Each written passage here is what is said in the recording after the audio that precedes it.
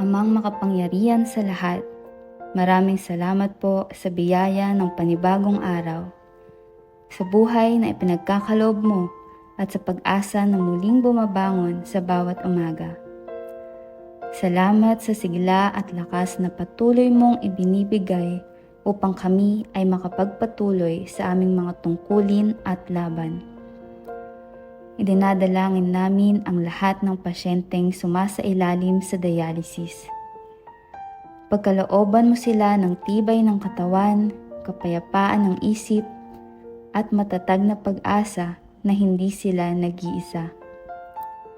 Pagpalain mo rin, Panginoon, ang mga doktor, nurse, at mga technician na buong puso at sakripisyo ang paglilingkod. Naway manatili silang ligtas, masigla, at patuloy na maging daluyan ng iyong pagmamahal at habag. Gayon din, huwag mong kalimutan ang mga pamilya at kaanak na walang sawang sumusuporta sa kanilang mahal sa buhay. Bigyan mo sila ng lakas ng loob, mahabang pasensya, at kagalakan sa kabila ng kanilang mga pinagdaraanan. Sa bawat araw na dumarating, naway manatili sa aming lahat ang iyong liwanag, gabay, at walang hanggang pagmamahal.